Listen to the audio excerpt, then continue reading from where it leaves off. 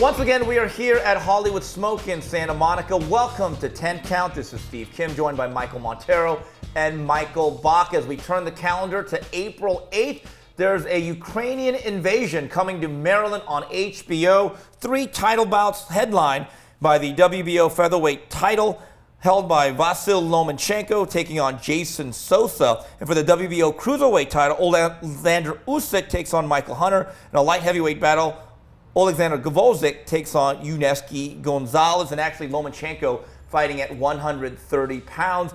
Mike, Sosa, he's a heavy underdog. Does he even have an outside puncher's chance, or does he just flat out need to win the lottery here? I actually think he's going to put up a better fight than Nicholas Walters. Okay, that's a very low bar. But that's a very low bar. Very yeah, you beat low me to bar. it. You look, this is somewhat of a showcase fight for Lomachenko, but I think that this card makes a lot of sense, and I'm glad HBO picked this one up. They've turned down some other cards that they should have picked up recently. I think HBO needed this one. And you have 3 guys here in Lomachenko, who's already a pound-for-pound guy, Usyk, who is probably the best cruiserweight, and Gvozdyk, I always butcher that name, who's one of the best light heavyweights already. These guys are going to be on that network in the future. They're going to be stars on that network. And I love that this is kind of an Aegis Klimas card, and they're putting these guys all together, right? The Klimas Palooza. The Klimas Palooza. Yes. There you go. There's your hashtag, everybody, Klimas Palooza. Christening that new arena, I love that they're trying to bring some boxing out to that area, because that's a boxing, there's a boxing market there, right? There's fighters from that area, and I think they've been wanting fights That there. show is sold out. It's the hottest ticket on the market. There you go. Mike, I'll say this right now. I was there for the Nicholas Walters fight. I didn't give Nicholas Walters a shot going into it because I thought he had turned into a complete mercenary the year or so. And it's like that fighter's edge, that blade that I talk about had been so dulled. I'll give this to Jason Sosa. He's made a career. He at least comes in here with the real mentality of a fighter. Absolutely. A lot of heart from Jason Sosa, who fights out of Camden, New Jersey. Like you said, he did fight Nicholas Walters in a very good fight. It was a draw. I thought Walters did win that fight. But before that, Sosa had a 13-fight KO streak going into it. After it, he beat Fortuna. That's a good win. In China, Yeah, on the road in China. Followed it up with another fight in Monte Carlo against Stephen Smith. Won, with Smith fighting in his home continent. Continent, I guess.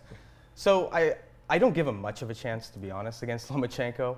But I think there's a chance for a good fight, for a good 4 or 5 rounds. Because I think he's just going to lay it out all on the line. I don't think anybody can really outbox Lomachenko, and we saw that with that disappointing fight, thanks to the Jamaican in Nicholas Walters, who I'd never seen anybody lose by a guy by just footwork. It was an amazing fight. He danced around Walters the entire fight, and it was so easy for him. And I remember a moment where Lomachenko just stood there, and Walters just stood there, and it was the last 10 seconds of a round, and they just stood there and stared at each other. And it was a highlighting moment in that fight, I thought. But Lomachenko he's a superstar in the making. I think he's a superstar in the making. I know he has a talent to do it. I don't know if he can capture the imagination of the American public just yet. Well, he needs knockouts. It's, I think, against Roman Martinez, where he scored in that first fight at 130. I think we're going to get that kind of a knockout here. Maybe not as highlight reel, but Sosa, because he's going to bring that fight, as you say, he's going to get caught. He's going to lunge in and get caught. I think we get a stoppage for Loma in this fight. And going back to the Walters fight, that was mental capitulation before the physical capitulation, and then he axed out. Yeah, I couldn't resist. Alexander Usyk, I still remember his Forum debut, December 17th. I love the savagery of the LA boxing fan. But then the first 10 seconds, they're booing him. Boo! Does he have a better dance partner in Michael Hunter? Because I thought Tabichu Machunu, very difficult to look good against a small southpaw that actually knew how to move around the ring. I wonder, is Hunter slick enough to stink it out on him? Like, what type of impression does he make this time?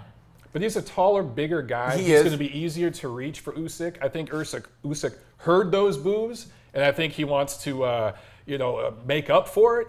I think it's going to be a better fight. Maybe it'll start slow, but I think it's going to be a better performance from Lucic. I'm not sure he cares about the booze. Well, he cared because I saw something as he was making his way to the locker room. I don't know if I can repeat the gesture he made to the fans booing at him. Oh, wow. Oh, really? They were number one? He pointed lower than that. Wow. And told him to, that's a low blow. Yes, it was a low blow. Yeah. Yeah, fighters That's all care. I'll say. I do because Yeah. Aegis Klimas has told me many times, Steve, I tell my clients, it's entertainment. I mean, even with Lomachenko, I think they've even impressed upon him. You could be a virtuoso for 12 rounds, or you can assassinate a guy at the end. That putting the exclamation point at the end matters. Look, Sergey Kovalev and a guy like Golovkin, they are not the most promotable guys from a prototypical standpoint. In other words, if you're a promoter, no one said 5 years ago, give me a Russian and a Kazakh that really don't speak English, but their styles and the way they finish fights transcended and it resonated with the public. Usyk, to me, if all of his fights are going to be like the Machunu fight, which I don't think they will be, he's going to have a hard time gaining traction. I believe with foreign fighters from that part of the world, I think action matters because they're not like Mexican or Puerto Rican fighters, Mike, that have a built-in base in this country. I think it really absolutely counts how they finish a fight. Well, one caveat we haven't brought up yet with Usyk is Lomachenko's father is now training him. Right. Yeah. Beforehand, it was James Ali Bashir training Usyk, who I had the pleasure of speaking with before his LA fight. And Bashir couldn't speak more highly of Usyk. And this is a man who's trained Klitschko, or at least helped in the corner of Klitschko. And he said Usyk is the total package.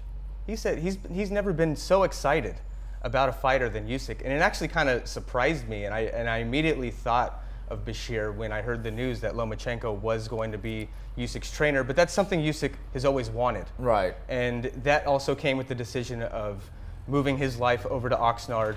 And in that new gym by Aegis Klimas, he bought the gym of Robert Garcia, Yes. didn't he? The World Boxing Gymnasium. Yeah, or he calls it AKA the Boxing Lab. I like yes, which is very catchy. As for Gvozdyk, the nail, I think early on he has lived up to the hype. He got rid of Najib Mohammadi, and I think he is now going to be some sort of mandatory for Joe Smith. That's a good fight. And Gvozdyk, to me, has a powerful right hand, but I think he's going to get a real test from Yuneski Gonzalez. I love that fight. That's my favorite fight on the card. I think Gonzalez has improved. He's gone several rounds, a lot of rounds with several tough guys, and I think that he's going to give Gvozdyk rounds. I love that if he wins this fight, he's a mandatory for Joe Smith, who still doesn't have a dance partner, right? Talk about overplaying your hand. Jeez. Yeah. I mean, that's a shame. I think that HBO, again, this is something they need. If that fight can be made down the road this summer or this fall, I love that one. That's a great matchup. But yeah, he looks good. I think he's already a top 10 light heavyweight. Interesting. There's not many light heavyweights out there. Yeah, it's a weak division right now. But I thought the win over Isaac Chilemba was one that was overlooked. Yes. That's a top 10 light heavyweight. Yeah, sure. Top 10, yeah. I do like Yuneski Gonzalez as a kind of like a stay busy fight. It is a test for Gvozdyk. I do favor Gvozdyk, and I would be surprised if he lost. But Yuneski is a very good fighter out of Cuba. And I thought he beat John Pascal that one time. And that was a heartbreaking loss for him. You could see it. He was crying in his corner, and I kind of felt bad for the guy. And then he followed that up with Shabransky. Tough 10-round fight. Very good fight, though. Yes. Very good fight. So that could be a thrilling fight, sure. What we do not know about the nail, we know he can hammer people. How does he handle? How does he catch? That's always the big question with really good-looking prospects that are shiny, and they're glimmery, and they're undefeated.